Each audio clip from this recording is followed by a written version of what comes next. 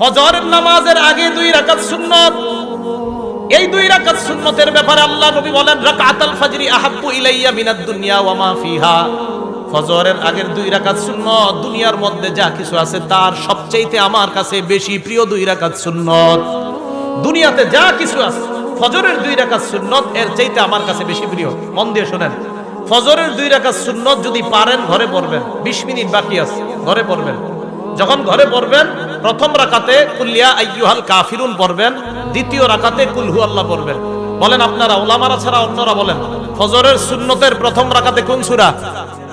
আইয়ুহাল কাফিরুন, দ্বিতীয় রাকাতে কুল হু আল্লাহু আহাদ, এটা পড়লেন।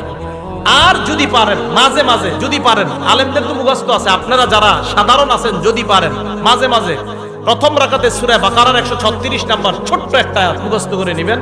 দ্বিতীয় রাকাতে সূরা আলী ইমরানের 64 নাম্বার আয়াত, মুসলিম শরীফের বর্ণনা আছে। প্রথম রাকাতে সূরা বাকারার 136, দ্বিতীয় রাকাতে সূরা আলী ইমরানের 64 নাম্বার আয়াত ফজরের সুন্নতের প্রথম এবং দ্বিতীয় রাকাতে পড়বেন।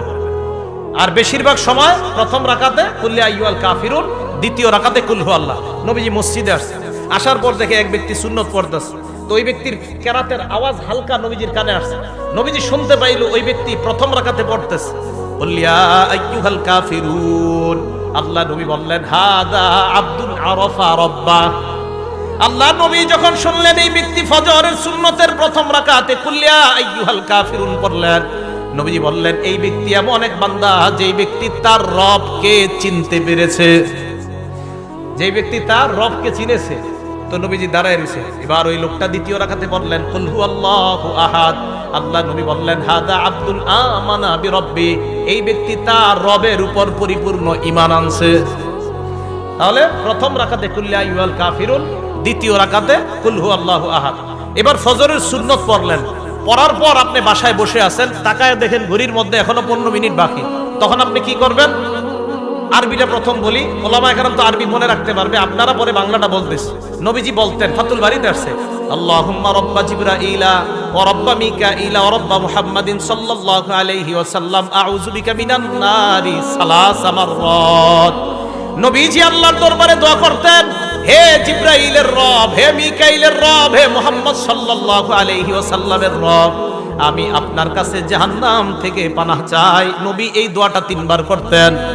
ফজরের সুন্নত পড়লেন, পড়ার পর সময় আছে, নবীজি দোয়া করতেন। এবার আমার সাথে বলেন, হে জিবরাইলের রব, হে মিকাইলের রব, হে মুহাম্মদ সাল্লাল্লাহু আলাইহি সাল্লামের রব, আমি আপনার কাছে জাহান্নাম থেকে পানাহ চাই। কয়বার এটা? 3 বার। যদি বাসায় পড়েন তো বাসায়, মসজিদে বললে মসজিদও এই দোয়াটা করবেন। পরে যদি দেখেন এখনো নামাজের অনেক সময় বাকি, নামাজ পড়লেন, সুন্নত পড়লেন, সুন্নতের কেরাত পড়লেন, সুন্নতের পরে দোয়া করলেন। দোয়া করার পর বিবির দিকে তাকাইবেন। কার দিকে? বলে না সবাই, কার দিকে? বিবির দিকে। বিবির দিকে তাকানোর পর যদি দেখেন বিবি জাগ্রত, কথা বলবেন। যদি দেখেন বিবি ঘুমায় আছে, বিবিরে জাগ্রত করবেন। আম্মা জান আয়েশা সিদ্দিকা রাদিয়াল্লাহু তাআলা আনহার বর্ণনা, নবীজি যখন ফজরের সুন্নত পড়তেন, পড়ার পর আমার দিকে আল্লাহ নবী তাকাইতেন। তাকানোর পর আল্লাহ নবী যদি দেখতেন, ফাইন কুনতু মুস্তাইকিজা, নবীজি যদি আমাকে দেখতেন আমি জাগ্রত, হাদ্দাসানি, আমার সাথে আল্লাহ নবী কথা বলতেন। ওয়াইন কুনতু নাইমা আইকাযানি, আমাকে যদি দেখতেন আমি ঘুমন্ত, আল্লাহ নবী আমাকে জাগ্রত করে দিতেন।